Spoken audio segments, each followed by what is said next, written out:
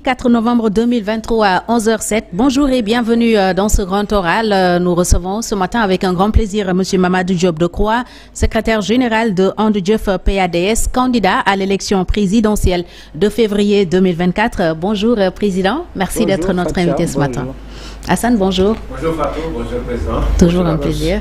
Merci. Merci à toute l'équipe technique. Sans plus tarder, nous allons suivre la présentation de notre invité dans le portrait. Mamadou Diop, communément appelé Decroix, est titulaire d'une maîtrise de philosophie. Il est diplômé du Centre d'études diplomatiques et stratégiques de Paris, option relations internationales approfondies. Il est analyste en informatique de gestion et aussi titulaire d'un certificat d'arabe. Le secrétaire général de Andjef, Parti africain pour la démocratie et le socialisme, est aussi membre de la coalition qui a gagné l'élection présidentielle de l'an 2000. Mamadou Diop a été de 2000 à 2012 successivement ministre de la Culture et de la Communication, porte-parole du gouvernement, ministre de la Communication et des Technologies de l'Information et de la Communication, ministre des Relations avec les Assemblées, ministre de l'Information, d'éthique et de l'Intégration économique africaine, ministre du Commerce 2 fois, ministre d'État auprès du président de la République. Son passage à l'Assemblée nationale en tant que député a laissé des acquis importants et durables, ayant été notamment député de l'opposition en 1998-2000 et en tant qu'informaticien, il avait créé un réseau parlementaire des technologies de l'information et de la communication pour initier et imprégner les députés à ces réalités, car la dimension formation des députés n'était pas prise en charge par l'administration. Et c'est grâce à Mamadou Diop Decroix que l'Assemblée nationale est aujourd'hui dotée d'un système de traduction simultanée qui permet à tous les députés qui le désirent de s'exprimer chacun dans sa langue maternelle. Auparavant, le français était la langue unique autorisée à l'Assemblée nationale pendant de longues années. Le coordonnateur du Front patriotique pour la défense de la République de 2012 à 2017 et ensuite de la coalition de l'opposition pour le non au référendum du 20 mars 2016 s'est très tôt engagé dans la résistance contre le système néocolonial. Cela lui a valu 10 arrestations, dont la dernière date de 2018 et 4 séjours en prison et en enrôlement de force dans l'armée pendant qu'il était étudiant à l'université de Dakar, actuelle UCAD. Mamadou Diop Decroix est aussi un militant panafricaniste convaincu. Candidat déclaré à l'élection présidentielle de 2024, Mamadou Diop Decroix est aujourd'hui l'invité du grand oral. C'est avec un grand plaisir que nous le recevons naturellement sur ce plateau, M. Mamadou Diop Decroix. Des commentaires sur ce portrait? Il est fidèle globalement, sauf que ce n'est pas 10 fois que j'ai été arrêté, mais 13 fois. 13 fois. Ah oui. C'est beaucoup, hein? Oui, 13 fois. Bon, 10 fois entre le président Senghor et le président Diouf. Et 3 fois sous le président Macky Sall. Enfin, pour l'Assemblée, c'est vrai, l'idée de la traduction simultanée est venue de moi. J'avais fait une proposition de loi dans ce sens à l'époque, mais c'est le président Sall et le président Niass qui ont parachevé ce travail. Il faut avoir l'honnêteté de le dire pour l'histoire. Très bien. C'était donc le portrait de notre invité de ce matin, M. Mamadou Diop Decroix. En février 2024, M. Mamadou Diop Decroix, les Sénégalais devront choisir un nouveau président. Et vous pensez être le meilleur profil. Pourquoi? Écoutez, vous me demandez de commencer la campagne. Pas du tout. Mais juste en réalité, oui, Fatou, notre pays est dans une situation extrêmement préoccupante. Je crois que la situation difficile de notre pays ne fait plus l'objet de débat. Vous avez vu cette hémorragie de la jeunesse. Le pays est en train de perdre des forces avec cette jeunesse qui meurt en mer. Dans des proportions devenues très inquiétantes. Moi, je m'étonne d'ailleurs de constater que le gouvernement ne réagit pas. Absolument. Il n'y a pas de communiqué. Même au Conseil des ministres, on n'en parle pas. Officiellement, en tout cas. Très sérieux. Moi, je suis indigné par rapport à... Parce que quand même, lorsqu'une situation atteint de telles ampleurs, mais il faut venir parler avec le peuple, expliquer. Il faut réagir. Quelles que soient les difficultés, vous dites ce qui se passe. Qu'on ait des statistiques, par exemple. Combien de jeunes partent? Combien meurent en mer? Combien arrivent en Espagne ou bien au Cap-Vert? Maintenant, c'est Nicaragua, je crois, ou quelque chose comme ça. Alors non, il y a un très très très sérieux problème. Ensuite, c'est vrai, aujourd'hui, les Sénégalais sont extrêmement nombreux là-dedans. Mais ce ne sont pas seulement des Sénégalais. Oui. Alors, on ne sent même pas une tentative des pays concernés de se retrouver pour discuter et voir comment arrêter cette hémorragie-là. Alors ça, c'est, à mon avis, un bilan. Ce n'est pas un bilan seulement du régime actuel, c'est un bilan cumulatif. Vous avez tout à l'heure parlé de système néocol. C'est le système qui fonctionne de cette façon depuis le départ et qui aujourd'hui, évidemment, a atteint ses limites objectives. Donc moi, mon engagement, depuis toujours, de toute façon, a été que ce pays est capable de s'en sortir. L'Afrique est capable de s'en sortir. Mais justement, les ennemis de l'Afrique se sont toujours arrangés avec des stratégies bien élaborées pour perpétuer leur domination. Absolument. C'est naturel. L'Afrique est extrêmement riche. Bon, ils vivent de l'Afrique. Par conséquent, il ne faut pas s'attendre à ce qu'ils partent comme ça sans... Voilà. Donc c'est pour cette raison que moi je me suis engagé dans cette campagne, non pas pour figurer mais pour gagner. Ceci est extrêmement important. Je reviendrai là-dessus dans les semaines à venir. Alors, donc, mais en même temps, ce qu'on appelle la classe politique, je n'aime pas tellement le terme, les acteurs politiques sénégalais, je me demande s'ils comprennent, si tout le monde comprend. En tout cas, de larges secteurs ne comprennent pas ce qui est en train de se passer. Les enjeux de l'heure. Les enjeux. Si vous regardez autour du Sénégal, le prédécesseur au président actuel de Mauritanie, j'ai appris qu'il a été condamné pour 20 ans. Abdelaziz. Alors, c'est une question très préoccupante. La Guinée voit ce qui se passe. Le Mali, la situation continue d'être très compliquée. Le Burkina, trop même. Etc. Trop compliqué. Récemment, dans notre pays, on a vu des actions assez inquiétantes également. Un bus dans lequel on balance des cocktails Molotov, des gens qui meurent. Alors, croire que ce pays-là est sur la Lune, que vraiment il n'y a pas de problème particulier, c'est se tromper. Alors, c'est pour toutes ces raisons que moi j'estime, vu mon expérience, parce que quand même, vous avez dit arrêter 10 fois, j'ai ajouté 3, ça fait 13 fois. Je me bats depuis des décennies et des décennies. Je rends grâce au Tout-Puissant. J'aurais pu ne pas être là. J'ai des compagnons qui sont morts de mort naturelle. J'ai des compagnons qui ont été assassinés pour des raisons politiques. J'ai des compagnons qui ont toujours cette envie de voir le pays sortir de la situation actuelle, mais qui n'en ont plus les forces. Le Tout-Puissant m'a donné la force, la motivation nécessaire pour être là.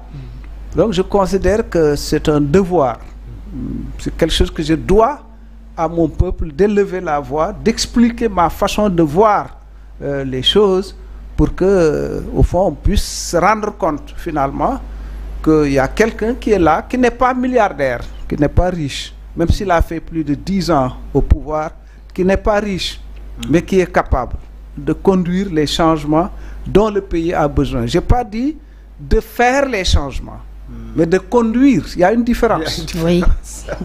Faire les changements, c'est croire que vous êtes le plus beau, le plus fort, Messie. le plus, etc., etc. Et c'est ça qui mène à l'autocratie et plus tard à la dictature. J'ai dit de conduire, parce que je ne suis pas plus intelligent que tous les Sénégalais, ni.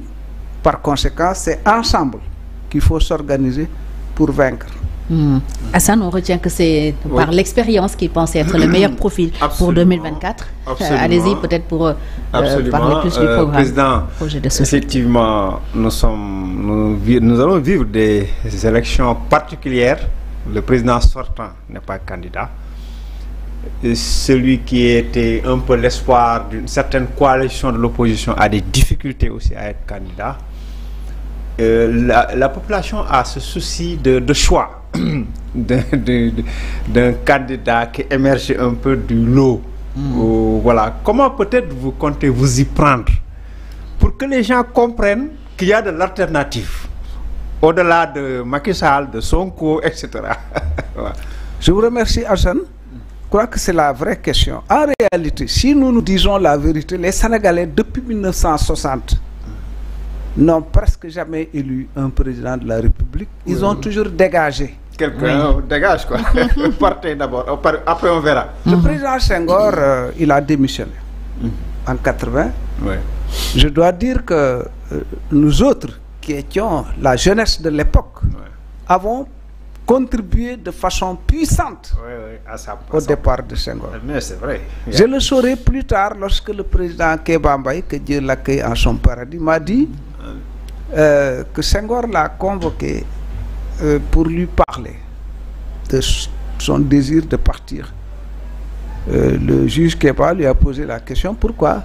Il dit, voyez-vous, Kéba, moi, la jeunesse ne me comprend pas et je ne comprends plus la jeunesse. Voilà, c'est vrai. Il y avait une pression. Il est parti dans ces conditions après avoir aménagé la Constitution, article 35, pour permettre au président Diouf de lui succéder et de terminer le mandat. En somme, de s'asseoir, de se consolider pour pouvoir continuer. Parce qu'il y avait des barons très puissants, n'est-ce pas, qui étaient des compagnons de Senghor et tout ça. Diouf était jeune. Senghor a aménagé les choses de cette façon. Lorsque Abdou Diouf s'est installé, il a fait 20 ans quand même, 20 ans. Senghor avait fait 20 ans. Abdou Diouf a fait 20 ans. Aussi. Alors, mais Diouf a eu la présence d'esprit quand même après 88, hein, il faut bien le dire. Après beaucoup de pression.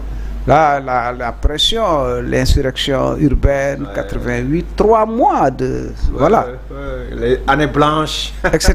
Alors, donc le président Diouf a eu la présence d'esprit quand même de s'entendre avec son opposition, avec à sa tête le président Wade à l'époque. Nous avons eu le code électoral consensuel. J'ai joué personnellement, au nom de mon parti quand même, mais un rôle central. Hein. Ah oui, oui. Je connais tous les tenants, les aboutissants.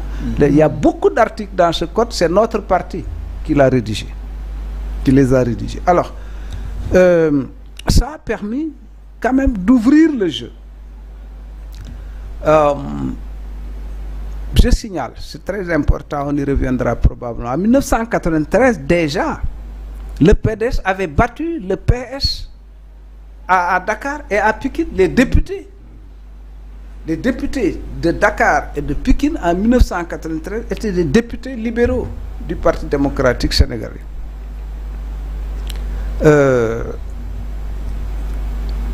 Jusqu'en 2000. En 2000, le peuple a dit Nadem. Alors, on a dit, bon, ben, qui peut le faire partir? C'est Wade. Donc on a voté pour Wade. On n'a pas tellement posé à Wade la question du programme.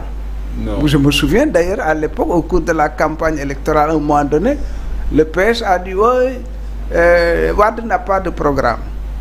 À l'époque, le président avait sorti la thèse des maïseries, etc. On a dit, ah oui, vous voyez bien qu'il n'a pas de programme. Bref, lorsque le président Wade s'est installé, il a quand même changé beaucoup de choses, en particulier la question de la vision.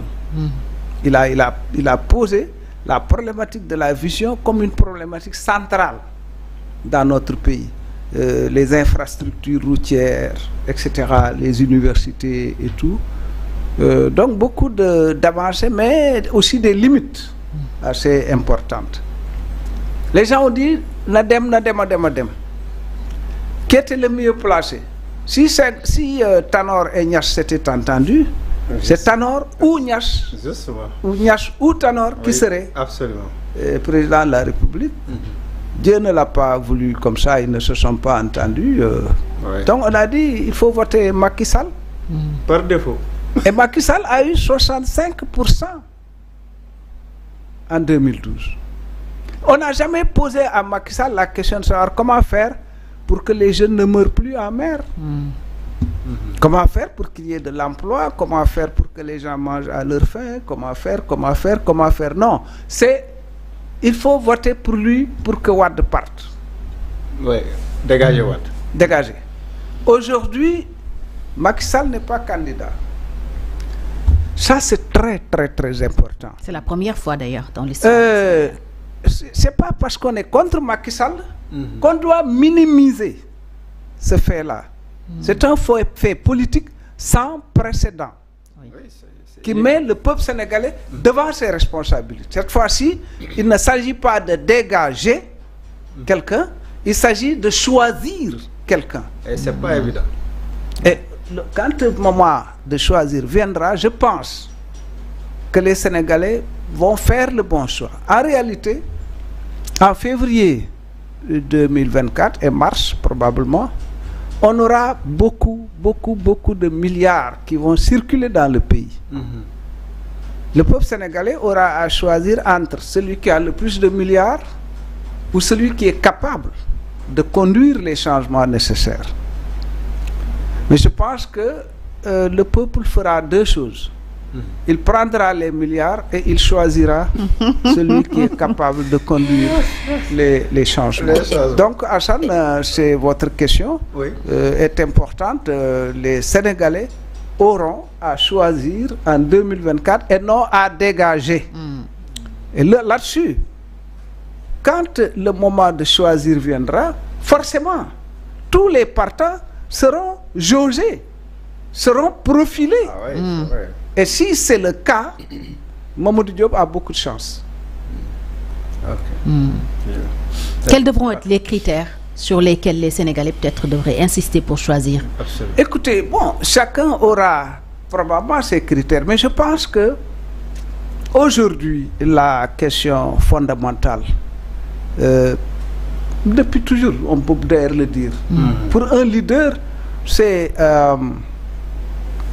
le fait d'inspirer confiance, que les gens puissent avoir confiance. Que celui-là, du point de vue de l'honnêteté, du point de vue de la capacité à surmonter les contingences personnelles, de sa capacité à unir, parce que quand même, notre pays le peuple sénégalais est résilient.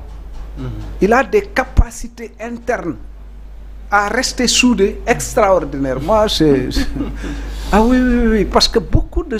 Bon, les jeunes générations ne savent pas toujours, mais ce pays a traversé des situations très sérieuses. Et Mamadou Dia Senghor, c'était extrêmement sérieux, n'est-ce pas? 88, c'était sérieux, 68, c'était très sérieux, etc. Mais le peuple a réussi à garder son unité et sa cohésion. Il a cette unité, cette cohésion ont dû être un peu bousculées au cours des dernières années, mais le peuple continue de rester résilient. Mais si la situation du monde continue de se compliquer, la question palestinienne, elle est là. Et les conséquences. Moi, je regarde beaucoup de géopoliticiens, de géostratèges qui discutent et qui montrent que la Troisième Guerre mondiale n'a jamais été aussi proche avec la crise en Palestine. Bien. Dans notre propre sous-région, c'est la guerre. Oui. C'est la instabilité guerre. Totale. Alors, nous avons les contradictions actuelles au Sénégal. Un leader, un président de la République du Sénégal doit, tenter de ressouder ce qui a pu être, disons, déchiré par-ci, par-là. Il faut le faire, c'est ça, c'est quelqu'un qui connaît le pays, qui connaît les Sénégalais. Connaître le Sénégal et connaître les Sénégalais. C'est pas pareil, hein? Oui. Ah oui, c'est pas pareil. Donc il faut connaître le Sénégal, connaître les Sénégalais. Il faut avoir des capacités de parler aux uns et aux autres, avoir une vision sur ça, forcément. Vous avez vite constaté qu'en général, les gens ne parlent jamais de vision. Ils vous parlent de programme. Oui. Alors qu'il faut une vision, un projet de société et un programme pour s'en sortir. Ouais. Très bien. Ensuite, il faut avoir ce qu'on appelle le doylo en Wolof.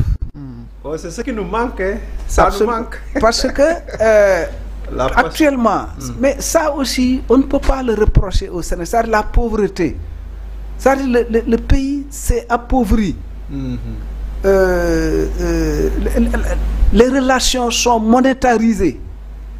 Oui, très mercantilisées. Monétarisées. C'est vrai. Alors donc, dans ces conditions-là, choisir quelqu'un qui a fait plus de 10 ans dans le gouvernement sans qu'on ait pu jamais dire qu'il a pris 1 franc CFA de l'argent public. J'ai été 2 fois ministre des Télécoms, 2 fois ministre du Commerce. Vous n'entendrez jamais dire que mon Diop a été voilà. Pendant la période des dépassements budgétaires, le président Wade à l'époque avait envoyé des missions auprès des départements ministériels. Au sortir de ces missions, j'ai reçu une lettre de félicitations. Donc, j'ai fait 27 ans. 27 ans d'opposition. On dit Wade a fait 26 ans. Oui, 74-2000. Mais moi, c'est depuis de 73. Si je m'en tiens seulement à mon engagement politique organisé, c'est à partir de mai 73. Mais déjà, en mai 68, jusqu'en 73, j'étais dans l'opposition. Renvoyé de l'université, incorporé dans l'armée, événement de juin, arrêté encore, emprisonné pendant 8 mois, etc., etc., etc. Je n'ai jamais flanché, jamais. Plus la répression était forte, et elle était forte, hein, plus j'ai tenu avec mes compagnons. Beaucoup sont encore là. Comprenez? Donc, et quand j'ai été au gouvernement, j'ai pu montrer qu'on pouvait être cohérent par rapport à ce qu'on disait avant. Souvent, on dit les hommes politiques, ils ont la langue mielleuse, mais quel que soit leur... c'est pour leurs intérêts personnels. Et moi, mon cursus a montré, qu'on soit d'accord ou pas d'accord avec Mamadou Diop, que bon, franchement, il ne court pas derrière des biens matériels. Il est constant. Franchement, je pense que tout le monde aujourd'hui le sait. Donc, ce rapport aux biens matériels peut permettre de combattre la corruption. Parce que la gangrène dans nos sociétés, c'est la corruption. Notre problème, c'est ça. Et c'est devenu... Il y a une culture de la corruption, ou une sous-culture de la corruption. Quand vous êtes à un endroit où vous êtes exposé à la corruption, si vous n'êtes pas corrompu, on considère que vous êtes fou. On vous regarde comme quelqu'un de voilà, quelqu'un de faible. De faible. Bien sûr. Quand maintenant vous prenez des milliards, on dit Wadi guerrier. Oui. Malheureusement, non, mais c'est ça. Très sérieux. Oui, c'est comme ça que l'on voit les choses. C'est très sérieux. Donc, finalement, les problèmes du pays, c'est pas d'abord ce qu'on peut voir. Oui. C'est les routes profond. Qui sont mauvaises. Les hôpitaux, etc., qui manquent de médicaments, etc., les écoles qui marchent, les abris provisoires. Ça, c'est ce que l'œil voit. Mais le plus important, ce qu'il faut régler, c'est ce que l'œil ne voit pas. J'étais avec le président Wade en Chine.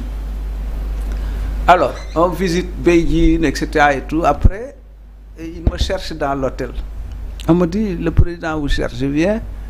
Il me dit, oui, non, mais je voulais juste avoir ton avis, quoi, après le tour qu'on a fait, parce que bon, il sait que moi, j'étais un maoïste, là, et tout.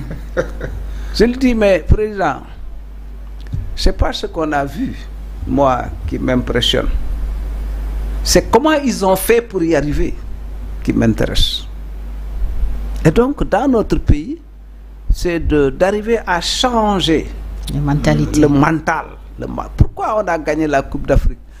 c'est le mental. C'est le mental qui a changé. Le mental est décisif. Vous avez raison. Alors donc, c'est ce qui manquait. Si nous arrivons à parce que aussi c'est des siècles d'aliénation, l'aliénation. C'est dangereux. Moi, je vois des gens qui emballent la France, mais au fond, qui sont dans le giron, dans le système. Du point de vue de la pensée, etc., etc., etc. Donc, il y a tous ces problèmes-là qu'il faut régler. Un leader, quand on veut être président de la République du Sénégal aujourd'hui, on doit être capable de comprendre ces différents phénomènes et de trouver les voies et moyens de leur solution. Les voies et moyens de leur solution, c'est pas, oui, puisque j'ai gagné, je suis plus intelligent que les autres. C'est pas vrai du tout. Non. Mais c'est de considérer que chaque Sénégalais a sa part de contribution à apporter pour que les problèmes soient réglés. Et les Sénégalais le veulent. Ils le veulent, ils le cherchent. Alors, la jeunesse a fait partir le président Senghor, vous venez de le dire, et cette jeunesse est dominante aujourd'hui dans la population sénégalaise. C'est ce que dit le dernier rapport, les résultats du recensement général de l'ANSD publié il y a quelques jours. Alors, comment le futur président, qui sera élu en 2024, devrait gérer cette jeunesse pour qu'elle soit un atout et non une charge? C'est l'exemple. Il faut la pédagogie par l'exemple et par le haut, comme on dit. C'est-à-dire, si on dit il faut lutter contre la corruption, c'est à partir de là-haut qu'on doit montrer qu'on s'occupe de la corruption. Pas de façon politicienne là, non. Les gens, on ne peut plus tromper les Sénégalais. Si vous combattez de façon décisive et convaincante la corruption, ils le sauront. Si vous faites semblant de combattre la corruption alors que vous ne la combattez pas, ils le sauront. Bien sûr. Donc, c'est ça. Et la jeunesse doit voir ça. Mais en plus, il faut, comme j'ai dit, développer une machine économique capable de résoudre la question de l'emploi. Oui, surtout. Parce que les gens aussi, c'est pas tellement oui, le gars il est bien, il n'est pas corrompu, mais si le travail n'est pas réglé, aussi franchement, bon, tu es gentil, mais tu n'as pas réglé notre problème. Donc la question c'est comment aujourd'hui concevoir et développer une machine économique capable de produire des emplois. Et là-dessus, depuis 2013, novembre 2013, on est en novembre 2023. Aujourd'hui, c'est le 3. 4. C'est le 4. C'est le 12 novembre 2013 que j'ai donné une conférence de presse sur la vision de Mamadou Diop Decroix pour un nouveau programme alternatif. L'acronyme de nouveau programme alternatif en français, ça donne Nopal en Wolof. Parce que so gëmul sa bopp doon noppalu. J'ai dit, je l'ai appelé gëm sa bopp noppal. C'était au Café de Rome, il y avait plus d'une 60aine de journalistes, plus d'une dizaine de chaînes de télévision, et j'ai expliqué. Il y avait des syndicalistes, des amis députés, des parents aux chefs religieux, etc., etc. Bon. J'avais montré que pour résoudre le yoonu yokkute avec Macky Sall dit oui 500 000 emplois parce que Diouf à l'époque disait 20 000 emplois. Ça, les emplois, c'est pas des décrets. Non. Les emplois, c'est des initiatives économiques. L'État qui joue un rôle central et un secteur privé fort, je dis bien fort, qui doit être accompagné par l'État. Les gens, la Banque mondiale, le Fonds monétaire international, ils ont réussi à mettre dans la tête de certains moins d'État, mieux d'État. C'était pour éliminer le slogan de Diouf. Les restes de souveraineté dont on pouvait parler pour en réalité ouvrir nos marchés et nous livrer. C'est ça qui s'est passé. Aujourd'hui donc, l'État doit revenir, être au centre, mais pas avoir avec l'idée que de faire tout. C'est pas possible.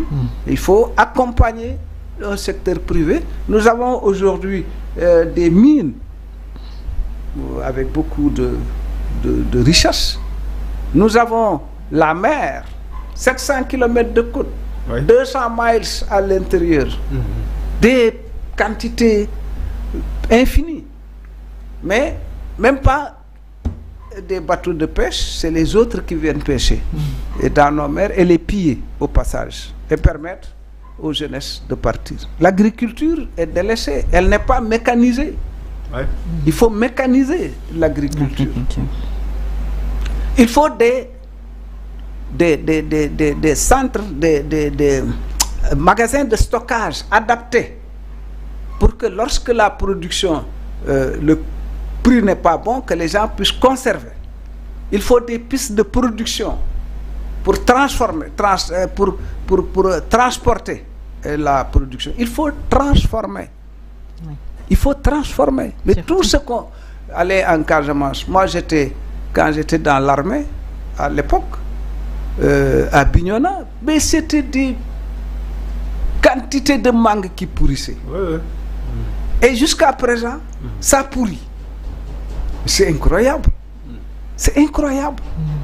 Donc, ce sont ces questions-là qu'il faut résoudre. Et j'ai dit d'ailleurs que, actuellement, ici même où nous parlons à Dakar, vous avez des gens, beaucoup, qui ne mangent pas à leur faim. Ouais, beaucoup, évidemment. Promenez-vous le soir, là, vous verrez les gens faire la queue. C'est pour acheter du fondé, c'est pour nerceau. Nerceau. Les gens qui vendent le...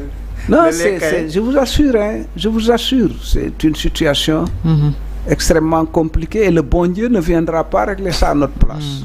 Donc, c'est pour ça que je dis que le secteur primaire, l'agriculture, ça doit être la base fondamentale de notre développement. On a 30 milliards de mètres cubes d'eau renouvelables tous les ans. Donc, notre paysannerie peut cultiver 12 mois sur 12 et non 3 ou 4 mois sur 12. Alors, si vous réussissez ça, vous réglez le problème de la faim, de la malnutrition, etc. Et vous multipliez, même sans mécanisation, rien que dans les conditions actuelles, vous multipliez par 2 ou 3 le revenu des paysans. Si maintenant vous mécanisez l'agriculture, évidemment, moi quand je vais au village, les machines qu'on utilisait quand j'avais 12-13 ans, c'est ces machines-là qu'on utilise encore. Enfin, ceux qui ont la chance d'avoir ça. Alors donc, il faut balayer tout ça. Il faut les mettre au musée pour que les jeunes puissent voir un peu. Ça. Voilà, mais il faut moderniser cette agriculture. Un pays qui n'a pas de train ne peut pas se développer. J'ai appris qu'on veut réhabiliter le train. Non, réhabiliter ce train-là avec le chemin de fer métrique là, écartement métrique. Non, il faut dégager ça. Et moi, j'ai conçu des infrastructures routières, autoroutières, ferroviaires, aéroportuaires et portuaires. Pour résoudre ces problèmes-là, c'est des chemins de fer Dakar, Thiès comme le nœud, évidemment, Gordien, enfin, le nœud central, mais jusqu'à Ouagadougou, jusqu'à Bamako, Ouagadougou et Niamey. Des trains jusqu'à Kédougou, Labé, Conakry. Un train Tambacounda, Velengara, Kolda, Sédhiou, Ziguinchor. Un train qui passe par Kaolack, Banjul et Ziguinchor et Bissau. Un train jusqu'à quand il arrive à Saint-Louis, il va à Nouakchott. Et le train qui longe le fleuve Sénégal par donc Podor, Ndioum, enfin, comment ça s'appelle, Ourossogui, Kanel, Matam et Bakel Kidira. Alors, ça, si vous le faites, j'ai conçu également l'idée que les pays de l'Interland, le Mali, le Burkina, le Niger, doivent avoir leur port au Sénégal, avec statut d'exterritorialité. Oui, parce qu'eux, ils n'ont pas de... Parce que, à l'époque de l'AOF, mais pendant 50 et quelques années, c'est une seule autorité qui gouvernait tous ces pays-là, à l'époque de l'Afrique occidentale française. Le gouverneur général qui logeait là au palais où se trouve Macky Sall aujourd'hui. Tous ces pays étaient gouvernés par le gouverneur général de l'AOF. Oui. Alors ils nous ont séparés. avant de nous donner les indépendances. Ouais. Et depuis lors, on n'arrive pas à se retrouver. C'est pas normal. Et donc là, ce ne sont pas des discours, c'est des faits qui vont faire en sorte que, comme l'Europe de l'acier, avant d'avoir l'euro là, ils sont passés par l'acier à l'époque du Charles de Gaulle, de quelques chanceliers allemands. Donc, ces infrastructures ferroviaires, ces infrastructures portuaires, les ports du Mali, ports du Burkina, ports, etc., les infrastructures autoroutières également. C'est ça, d'abord. Quelqu'un m'a dit, oui, mais d'où va venir l'argent? Mais si vous mettez le Sénégal, la Mauritanie, le Mali, le Burkina, le Niger, la Guinée, tous ensemble, pour ces infrastructures-là, c'est ceux qui ont l'argent qui vont venir faire la queue pour financer le projet. Oui. Et ça, c'est des millions d'emplois, etc., etc. Très bien. Hassan, il nous reste à peine 15 minutes. Oui. Nous les réservons à l'actualité. À l'actualité, sauf qu'on peut lier les deux. Oui. Parce on va entrer dans une économie de pétrole et de gaz, avec maintenant à côté l'impératif sécuritaire. Parce qu'on est encerclé par des soucis, des États qui ont des problèmes, le terrorisme qui est là, mais aussi une certaine propension de notre société à la violence. L'État ne peut pas être faible, il faut qu'il soit ferme. Mais le problème que nous avons souvent, c'est comment allier fermeté et liberté, respect des libertés, démocratie et vraiment autorité. Et c'est peut-être ça, là où souvent on a des difficultés avec nos dirigeants. Soit on verse dans l'abus ou bien dans le laxisme. Et ni l'un ni l'autre n'est bon. Comment s'y prendre dans une économie peut-être qui va changer et les Africains, tout le monde va venir au Sénégal et il nous faut préserver la paix et la sécurité dans le respect des libertés. Oui, c'est une équation qui n'est pas simple. Croire que non, c'est une question très sérieuse. Oui, très sérieuse. Mais nous avons encore une fois les ressorts, à mon avis, qu'il faut pour résoudre ce problème. Parce que, d'abord, lorsque le trend, comme disent les Anglais, lorsque l'orientation, la tendance, elle est approuvée par le peuple, ça change tout. Oui. Ça change tout. Parce que ça fait renaître l'espoir. Et quand il y a l'espoir, d'abord les jeunes ne vont plus partir. Parce que quand il y a espoir, même si c'est dur, s'il y a espoir, ils restent. Ils restent quand même. Mais c'est parce qu'il n'y a pas espoir qu'ils s'en vont. Donc ça, c'est une dimension qui me paraît importante. L'autre dimension, c'est effectivement les libertés. Moi, j'ai reproché au régime du président Macky Sall son peu de soucis des libertés. C'est pour cette raison que j'ai été arrêté à 3 reprises sous Macky Sall. Hein. Bon, parce que les manifestations, etc., pour moi, il faut permettre ça, il faut laisser passer ça. Parce que c'est ça qui va permettre de distinguer ceux qui sont là, qui sont contre le régime, qui se battent, mais qui sont dans les logiques de la République et de la démocratie. Au Sénégal, tout le monde n'est pas dans une logique de République et de démocratie. Absolument, absolument. Et c'est ça, à mon avis, qui est le grand problème aujourd'hui. Il y a des forces conservatrices. Quand vous dirigez le pays, il faut arriver à identifier ceux qui se battent contre le régime, parce que voilà, je suis contre la corruption, je suis contre sa politique agricole, sa politique industrielle, sa politique, etc., etc., etc. Mais ce n'est pas pour éliminer la démocratie et la République et instaurer des choses qui ne correspondent pas à ce que veut le peuple sénégalais. Alors, c'est sur cette question, à mon avis, qu'il y a tout le problème. Parce que, aussi, le combat, les méthodes de lutte aussi sont importantes. C'est-à-dire qu'il y a une façon de faire qui peut donner, disons, être, comment dirais-je, donner l'occasion prétexte au courant extrémiste du pouvoir de frapper.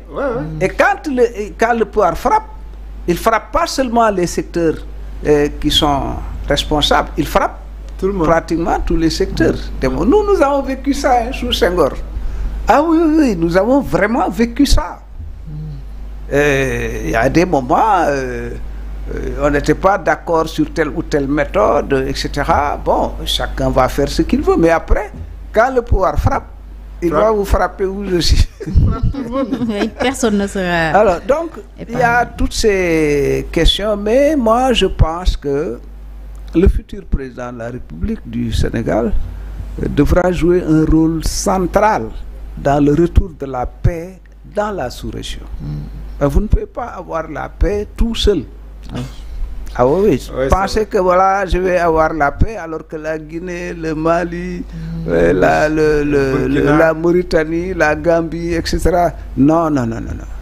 Il faut s'investir dans la paix.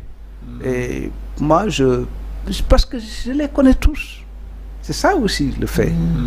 Moi, on part du Burkina, le vendredi, les gens viennent là où on prie, on dépose une bombe, 30 morts, 100 blessés, etc. Moi, j'ai connu Thomas Sankara, Blaise Compaoré, Lengani, Zongo, les Sommet Valère, les Basile Guissou. Je connais toute cette génération. Je sais un peu comment ça se passe. En Guinée, Alpha Condé était mon grand frère. Enfin, il est là, c'est toujours mon grand. Mais je sais ce qui s'est passé. Au Mali, depuis Alpha Omar Konaré, j'y vais. Ibrahim Boubacar Keïta, ATT et les autres leaders politiques. Choguel Maïga, on s'est parlé quand? Dimanche dernier, au téléphone. Donc, je connais également ce qui se passe. Bazoum, il a étudié ici, il était avec à l'université de nos Dakar. militants à l'époque, Ousmane Senghor, les Djibi Gueye, les Bokoum, etc. Bon, jusqu'à présent, ils ont gardé de bons rapports. Donc, le Sénégal a une responsabilité par rapport à cette situation. Et moi, je suis très optimiste. Je pense qu'il y a une façon d'aborder les questions qui permettrait de résoudre ces problèmes-là. Voilà. Peut-être par rapport à ces... Non, allez-y. Par rapport au cas Sonko, tout ce qui s'est passé, la gestion de dossier du PASTEF, la dissolution d'un parti, l'emprisonnement du leader, la dissolution du bureau de la Sénat, tout ça, voilà, c'est comme les universitaires parlent de recul démocratique, et là on se dit, est-ce qu'on ne pouvait pas faire mieux que ça par rapport à l'image du Sénégal? Oui, vous savez, moi depuis février, j'ai accordé une interview au journal L'Observateur, où je montrais que les raisonnements qui se font sur les plateaux de télé n'ont plus rien à voir avec la situation réelle. Ousmane Sonko a dit à Kermassar, la Gatsa Gatsa. On est dans le Gatsa Gatsa. Alors, une fois que vous en êtes là, c'est fini. Mais les lois, les machins, tout ça, bon, chacun l'évoque, c'est normal. Mais en réalité, derrière, chacun fait ce qu'il peut faire. Ouais, faut se donner. Et voilà où on en est. Il est clair que je ne souhaite pas à Ousmane Sonko ce qui lui est arrivé, c'est clair et c'est net. Mais en même temps, on constate que moi, ça, c'est des questions qui se posent et qui vont continuer à se poser. C'est-à-dire le rapport contradictoire entre le virtuel et le réel. À un moment donné, on a fait croire aux Sénégalais que oui, si vous touchez à un cheveu de Ousmane Sonko, le pays va brûler. On menace tout le monde. Alors, maintenant, ceux qui parlaient,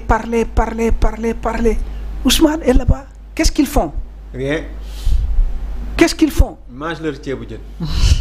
Non, alors, donc, vraiment, moi, je le considère comme une victime.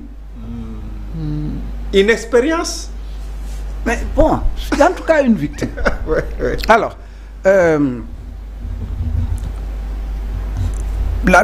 problème, à mon avis, c'est comment c'est une... Parce qu'en fait, dans la vie, c'est le déséquilibre qui est absolu. L'équilibre n'est que relatif. Absolument. Donc, on doit travailler 24 heures sur 24 à restaurer l'équilibre. pour voilà, avoir l'équilibre. Donc, les libertés, la démocratie, etc. Et surveiller les forces qui veulent profiter de la liberté et de la démocratie pour liquider la démocratie et la République. Et ces forces sont au Sénégal. Ils sont encore là. Alors, Ousmane Sonko, principal opposant, est en prison. D'autres opposants ont du mal peut-être à aller faire la collecte de parrainage correctement. Il y en a aussi peut-être qui ont d'autres problèmes avec le régime. Est-ce qu'on peut en déduire que les jeux de l'élection présidentielle à venir sont déjà faussés? Que les jeux sont déjà faussés.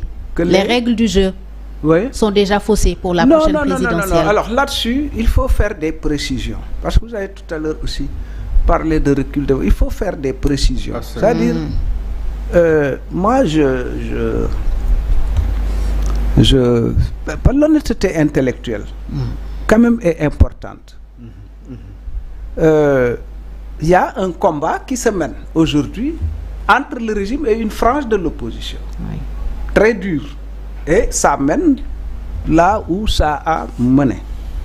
Mais dans le même temps, on constate que le système électoral qui est mis en place a permis à l'opposition d'arracher l'essentiel des centres urbains aux locales, aux élections municipales de janvier, et à l'opposition de pratiquement gagner, battre le pouvoir aux élections législatives. Un pays où la démocratie recule, ces choses-là ne se passent pas. Il faut dire les choses telles qu'elles sont. On doit identifier là où il y a des problèmes et voir comment les combattre. Mais on ne peut pas mettre tout ça dans le même panier et jeter et croire qu'on s'oppose à Macky Sall. En ce moment-là, on ne fait pas que s'opposer à Macky Sall, mais on va aussi porter tort aux acquis que l'opposition a acquis sur la base de très nombreux combats et de très nombreux sacrifices. Hassan? Oui, Fatou, peut-être nous pouvons parler du parrainage, qui constitue même un problème, le parrainage. Est-ce que vous voyez peut-être les changements positifs depuis le récent dialogue? Non, vous êtes sur le terrain? Bon, le parrainage, nous, vraiment, je rends grâce à Dieu, je félicite les camarades, les militants du parti, les sympathisants. Nous avons presque terminé, alors qu'il reste 1 mois et demi. Nous avons pratiquement bouclé notre parrainage. Nous avons les moyens d'abord de vérifier que nos parrains figurent bel et bien dans le fichier électoral. C'est important. Hein? Et nous avons les moyens de vérifier qu'aucun parrain ne figure 2 fois sur nos listes. Que vous pouvez avoir 45 000, 50 000, alors que peut-être... si on enlève les doublons, vous vous retrouvez à 10 000, 15 000. Donc, nous avons réglé ces questions, mais nous avons dit qu'on continue quand même la bataille du parrainage pour atteindre 100 000. Ceci pour que, cette fois-ci, c'est une avancée. Même si, globalement, je suis contre la loi sur le parrainage. Je suis absolument contre. Mais là, on a allégé. D'abord, on a dit... On passe, c'était de 1%, je ne sais pas, à maintenant c'est 0,6% à 0,8%. Ensuite, on permet, lorsque on vous élimine des doublons, etc., on vous permet de remplacer. Donc si nous avons plus que ce qui est nécessaire, ça nous permet de remplacer les doublons éventuels. Donc voilà... En gros, nous vraiment, nous en sortons. Mais encore une fois, la question de fiabiliser la problématique des candidatures est une question réelle, mais la solution n'est pas la bonne. Donc il faut la chercher. Le parrainage n'est pas la solution. Alors, que retenez-vous de toute cette polémique-là autour du refus de délivrer au mandataire d'Ousmane Sonko des fiches de parrainage par la Direction Générale des Élections? Alors ça, vraiment, Fatou, vraiment, ce que j'ai dit, je l'ai déjà dit. Moi, je ne peux pas entrer dans... les détails. Non, franchement, parce que bon, chacun sort son article, ils vont faire ça. Mais, vous avez bien vu... comment il s'appelle, la Sénat a dit, etc. Bon, l'État a réagi, on a dégagé le monsieur, Sénat, oui. Et ainsi de suite. Non, vraiment, je vous ai dit que là où ils en sont, c'est un combat. Alors, moi, je ne suis pas dans ces logiques-là.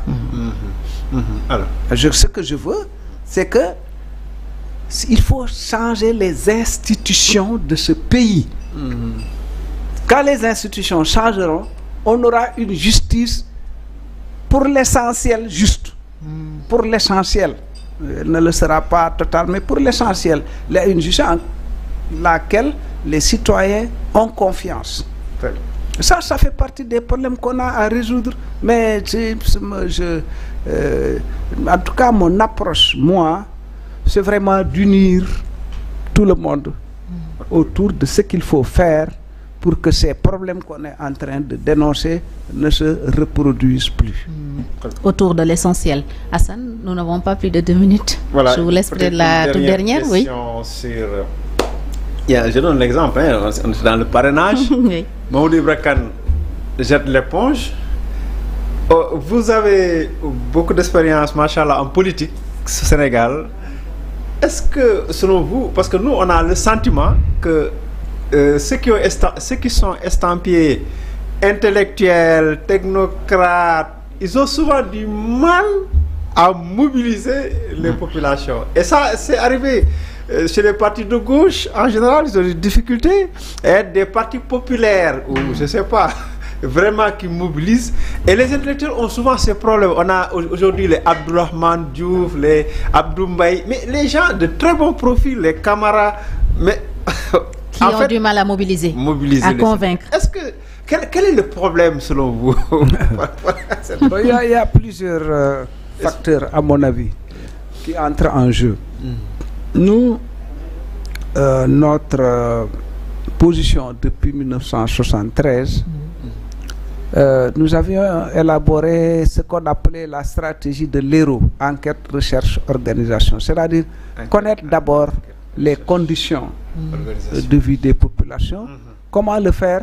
C'est en étant dans leur sein. Nous avons des générations d'étudiants. Je me souviens, c'était, je ne sais plus quelle année là, on a dit, bon, il faut aller faire des vacances militantes. Les étudiants sont partis, mais beaucoup ne sont pas revenus à l'université. Ils ont dit qu'eux, ils restent. Voilà, ils restent. Ils ont laissé tomber les études. C'était pas bien d'ailleurs, à mon avis. C'était la jeunesse, etc.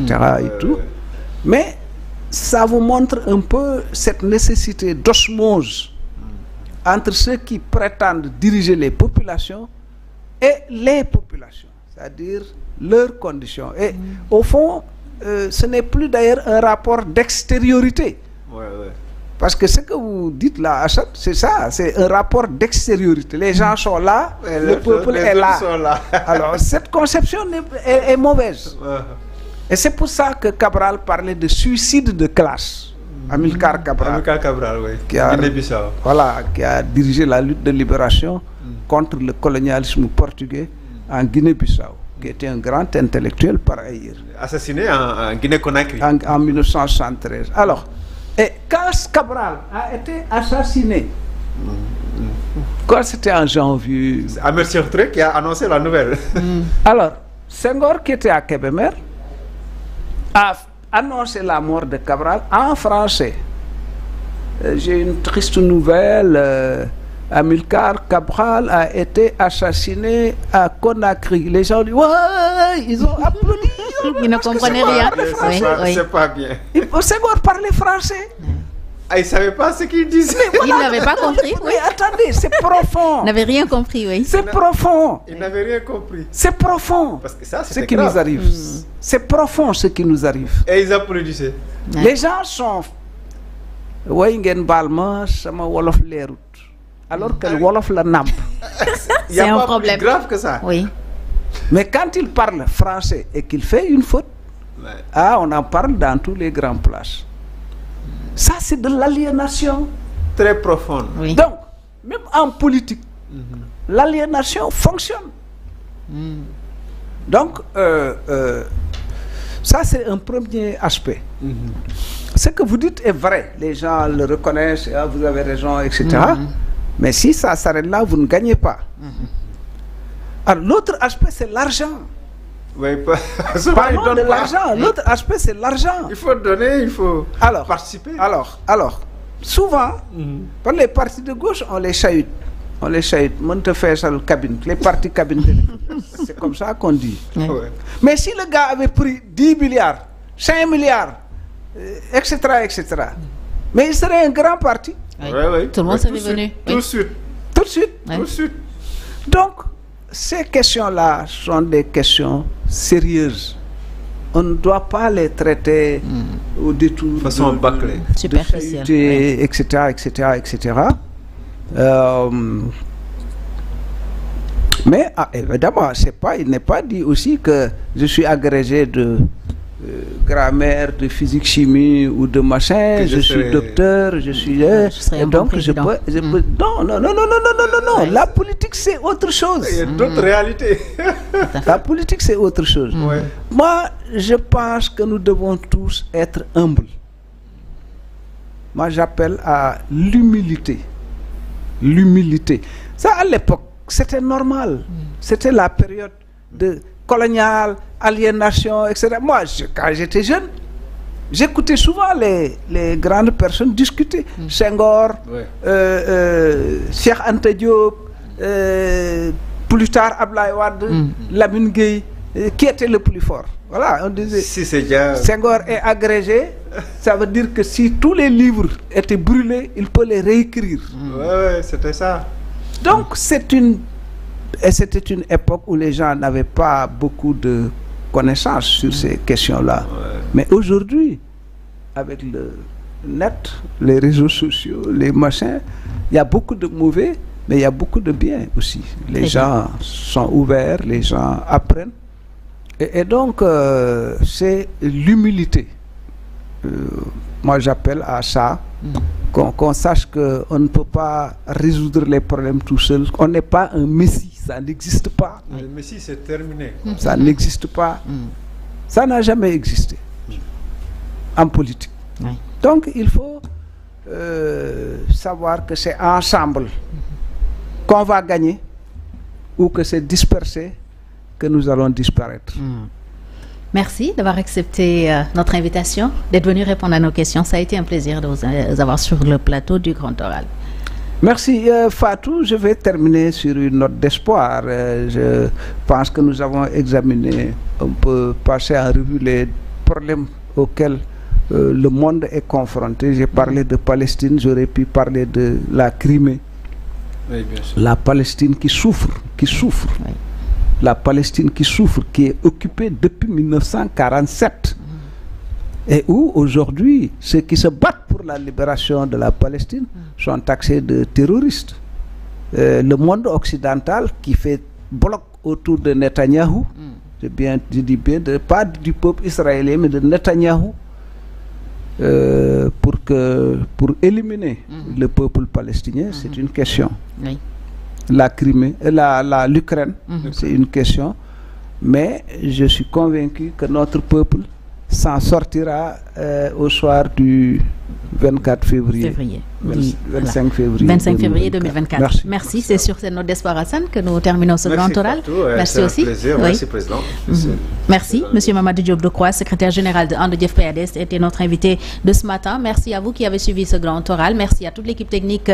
Merci aussi à Penda Faye pour le service et le maquillage. Réécoutez ce grand oral lundi à 18h. Elle est déjà disponible, l'émission, sur notre chaîne YouTube Rewmi TV officielle. Nous y étions en direct. Passez un bon week-end.